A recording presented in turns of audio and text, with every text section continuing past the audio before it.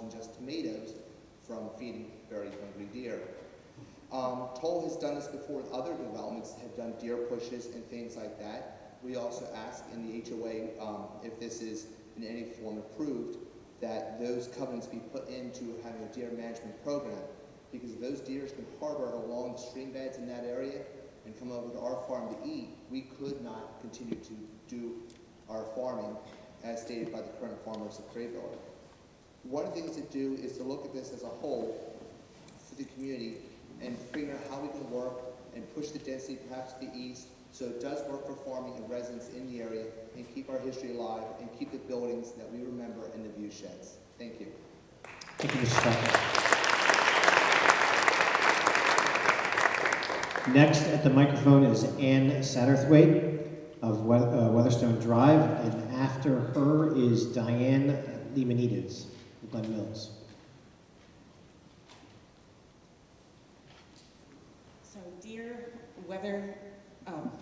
West Town Supervisor, I've lived in Chester County, in East Goshen and Willistown Townships for the past 54 years. In those years, I've seen numerous family farms devoured by housing and shopping developments in Westtown and other townships in Chester County. Where I once relaxed and enjoyed driving by beautiful fields of livestock and grain, I see houses, townhouses, stores. With all this development, traffic has grown exponentially. Nowadays, I spend my time stuck in traffic on Route 1, 3, 202, 322, and 926. With all the building and traffic, I can certainly say that my quality of life has also diminished exponentially. As supervisors, are you not charged with protecting the quality of life of your Westtown community and the adjacent township communities? This past spring, the Toll Brothers traffic person, I don't know what her name was, said that the current state of traffic near Crebilly Farm is rated as F. With an additional 600 plus cars, if calculated as 2 cars per unit, the rate will become an F minus, minus, minus, minus. Is this not adversely impacting the quality of life of the Westtown and surrounding communities? In 5, 10, 15, or 20 years, would you as supervisors like to be remembered as the township supervisors who allowed Crebilly Farm, the crown jewel of Westtown Township, to be developed into houses? Conversely, wouldn't you like to be remembered as the supervisors who stood up to Toll Brothers and protected the last large family farm in Westtown Township? To quote the Willistown Conservation Trust on their website, "Our land feeds our bodies and souls. It is the most important legacy we can pass on intact to our children and grandchildren." Thank you. Thank you, Dave. At the microphone now is Diane Luminitis, and next after her is Marie Cania of Newtown Square. My comment is a plea for open space and historic preservation. We are all aware that our open space is dwindling, and it is our region's most cherished asset.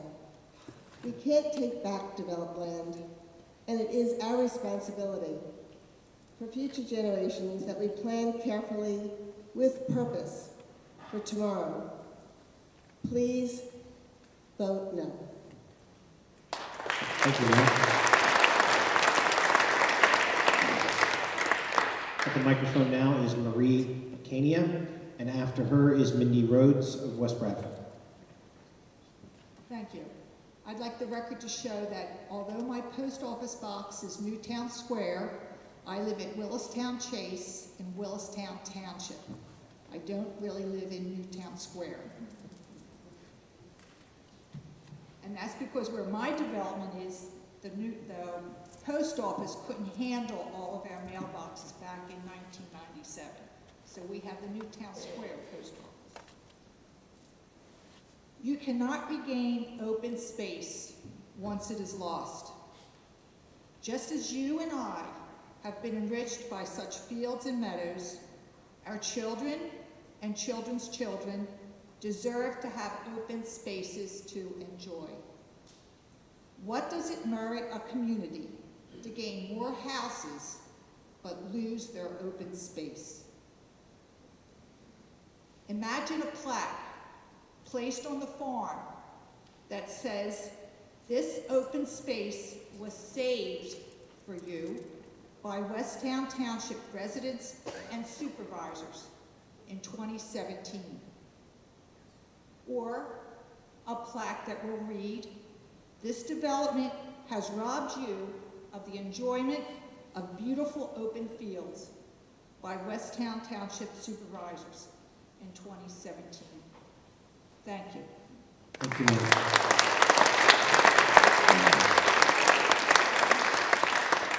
Mindy Rhodes is at the microphone, and after her is Carl Ballis. Mindy Rhodes, 331 Broad Run Road, West Bradford. I was born and raised in Westchester, and when my father bought our farm on General Howe Drive, it was a dirt road. I've seen a lot of change in my 44 years. I'd like to address Andrew Seaman, the developer. Thank you for being so gracious anytime our paths have crossed in this last year. If you are granted conditional use by this board, I realize legally you will have every right to develop Crebilly Farm under the current application submitted. I do not like it. I do get it. Just because you can does not necessarily mean you should. And I have faith in you that you can do better than the plans we have seen so far. I wonder if you would, in this case, think outside the box of so many typical development projects by your company and consider a different direction for Crebilly Farm. What if you permitted a Phase 1 archaeological survey? What if you made the decision to protect our national history and keep the development out of the Brandywine battlefield swath? What if the Civil War Trust, Preservation Pennsylvania, our county, state, and local conservancies pulled together to purchase that part of Crebilly Farm and buy down the development rights? What if you were a catalyst to help bridge the gap between the Robinson family and Westtown Township? What if you helped the landowners see a bigger picture and a different way? What would the national headlines look like for your company once the media caught wind of Toll Brothers develops historical land thoughtfully and saves American history? Every one of us in this room stems from the events that occurred September 11th, 1777, on the land of Crebilly Farm and the surrounding area. That was the birth of our nation. To the Westtown Township Board of Supervisors, thank you to each of you for your hard work, and thank you for taking this so seriously. I can imagine this isn't quite what you thought you signed up for, yet here we are. A development of this magnitude will permanently cripple our community. When I try to imagine what Westchester will be like without Crebilly Farm, and then upon her demise gain such an inappropriate, massive development on historic land, I equate it to severing an artery and leaving a gushing geyser that will never recover. Over the last year, I have attended every single planning commission meeting and conditional use hearing. I can honestly say never in the 50-plus hours of meetings and testimony, nor in the countless letters, emails, and phone calls I have exchanged over the last year regarding this subject, have I ever heard a single soul say, "Gee, I really can't wait for that historic farm to get developed with over 300 houses." The fate of this community and surrounding communities lies within the decision the three of you make. Please keep going. Please do not give up. Find a way. Prepare to strap in for the next chapter, as the rest of us are already prepared to do. The people of Westtown Township are your constituents. They voted for you. They chose you. The three of you work for them. Though I think it wise to be frugal when spending other people's money, it's their money. I think their message has been clear and consistent. Do not grant conditional use to this developer. Please leave no stone unturned. If not you, then who? Thank you. Thank you.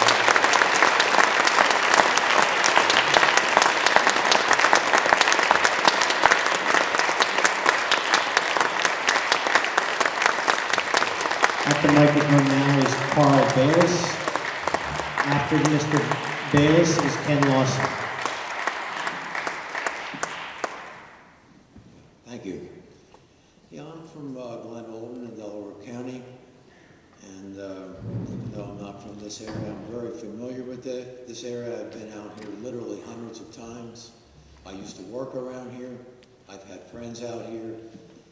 And in a larger sense, it wouldn't matter whether I was familiar with the area or not. I could literally be from another continent and still speak here. Because this kind of problem, it's not just this township, it's not just this state, it's not just this country, it's the whole world right now that faces this kind of issue. And the issue really is development and overdevelopment. And what kind of effect does it have on the people that live there? And it just seems that people somehow equate those two things. And I've never quite understood it, because overdevelopment and development are not the same thing. In fact, they're exactly the opposite. Because development, on the one hand, is something constructive, it's positive, it enhances a community. Overdevelopment is totally destructive and destroys a community. They are not the same thing. And you reach a certain point where you just have to say, you know what? Enough. No more. And it's really a common sense kind of decision. You don't even, and you know, and I've been listening to all the different studies and the experts and testimony, and I'm thinking, you know what? You really don't need those things to know. Like, for example, do you really need a traffic study to know about traffic around here? Seriously? I mean, I live in Delaware County, but it's the same general kind of a thing. It's gotten to the point even there where, depending on what time of the day you're going to travel, you really have to think, you know, I can't even go anywhere right now. Because if I even try to move, I'll sit in traffic for 45 minutes. I might as well wait 45 minutes and then go. Or you might say, well, you know, I can't take this road because now it's going to be so crowded, I got to go 10 miles out of my way to make sure I can get there. Well, is that the kind of community you really want to live in? Can anyone say that doesn't affect the quality of their life? That it has no meaning? I mean, these kinds of things are not abstractions. And that's a real point that needs to be brought out. You know, people talk about these things and people scoff at you. Oh, they're just concerned about these stupid things. Just a fool with pie-in-the-sky notions. These irrelevant things. No, they're not irrelevant. These are everyday things that you actually live. And getting back to traffic, that's not philosophical. That's not speculation. It's not theory. That's reality. You're in the traffic. You don't need any studies to know about it. And you know that if there's another community and even more cars, well, you can add 1 and 1, and you know that it makes 2. And if you add 2 and 1, you get 3. So, for all these reasons that I've talked about, plus just the general, I want to add another thing, just the general quality of life. You know, open space, again, it's one of those things. People will talk about it, and people scoff at it. No, you know, they have their head in the clouds somewhere. No, not at all. My feet are both right on this ground, right on the floor. Because open space does affect how you feel about the place where you live.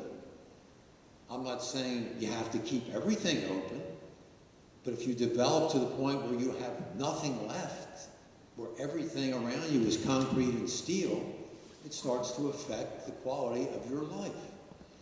That the place you called home, it's no longer home. It becomes just a place where you happen to exist, but it's not a home, and there really is a difference. You know, your home means something to you. A place where you exist, you could move somewhere else. It wouldn't make any difference to you.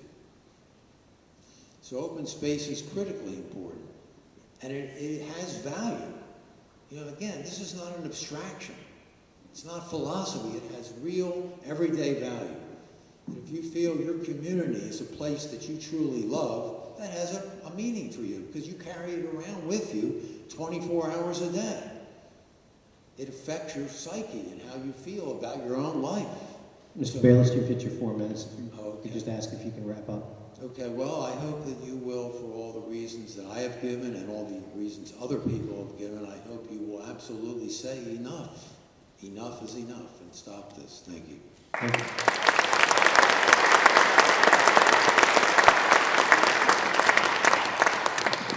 Mr. Lawson is at the microphone, and after Mr. Lawson is William Worth of Meeting House Road. Thank you. Thank you to the Board of Supervisors for your work here. And thank you to the audience and my fellow citizens for coming here. I feel kind of awkward having my back to the citizens, because the citizens really are the ones that are in charge here. And I mean, whether we embrace that or not is another question, but ultimately the power in our country and our system lies with the citizen. And certainly that is no less true now than in any situation. We'll decide what happens here. Okay? Ultimately, the citizens will decide. About 3 years ago, I went up to Boston and I was at Nathaniel Hall, and I walked in to see the place, and I told them I was from Brandywine very proudly, and they just sort of shook their head and said, "What a shame." And I didn't know what they meant. And I said, "What do you mean?" And they go, "Yeah, we hear what's happening down there. It's really terrible." This is a national embarrassment, what's happening to the Brandywine battlefield. Okay, it's a world embarrassment, what we're doing to our Revolutionary War battlefields. This whole discussion about whether it's a swath that the Hessians marched through, it's insanity. There has not been a real discussion that I've heard about this whole issue, about the history that we are contemplating destroying forever. 240 years ago, something happened right on Crebilly battlefield. We know what happened because there was maps drawn at the time. We know what happened because Robert E. Lee's father was there, and he wrote in his memoirs about what he saw there as a member of the Virginia Regiment. We know what happened there because the Marquis de Lafayette came back and told us that shedding blood at Brandywine, very close to Crebilly Farm, was the greatest honor of his life. We know what happened because George Washington was right at Dilworthtown, very likely rode up, as he was often wont to do, to be with the front lines and saw what was happening on Crebilly Farm. We know what happened because Pulaski's charge that turned the Brandywine red with blood of patriots happened right at that location. And we're thinking about developing it and turning it into a home village of 400 homes, of destroying it for the next 240 years. Let me tell you something. Everything that we say here, everything but the technology that exists today, every word that's spoken, every word that's written, every picture that's taken goes quickly into a database. That goes into a cloud. You know what happens? That goes into an AI inference engine and is parsed. We know what happened 240 years ago on Crebilly Farm because of hand-drawn maps. But make no mistake about it, in 240 years from now, when researchers and historians go back to figure out how these battlefields were ever destroyed, they're going to know exactly who did it. They're going to know the descendants of who said what side they were on, how they contributed to saving this battlefield or destroying it. There's no hiding place 240 years from now. Everything will be known. So keep that in mind. We have no farther to look than Yellow Springs to see an example for how a historic area can be preserved. Yellow Springs is beautiful. You know, Yellow Springs wasn't even a battlefield. But during Valley Forge, that's where Washington had his troops, his sick men, taken, and they died there. So it's very much a burial ground, but it's beautifully preserved. There are no doubt many burial sites in and around Crebilly Farm, and you know what I heard? We're going to take one of the likely locations on the battlefield where bodies very likely are buried and use it as a cesspool. That's true. I'm probably running out of time here. I've been doing this, as you probably know, since 2014, and I attended, I think, every meeting in 2014. And, you know, I want to thank you for your service, and I know it can't be easy. Ultimately, the decision is going to come to you. Ultimately, whatever decision you make and the reasons you give are going to go into the history books. This is history in its making. I mean, there'll be no hiding place from the decision you make, and you'll be held accountable for it. Either way. So, thank you. Thank you, sir.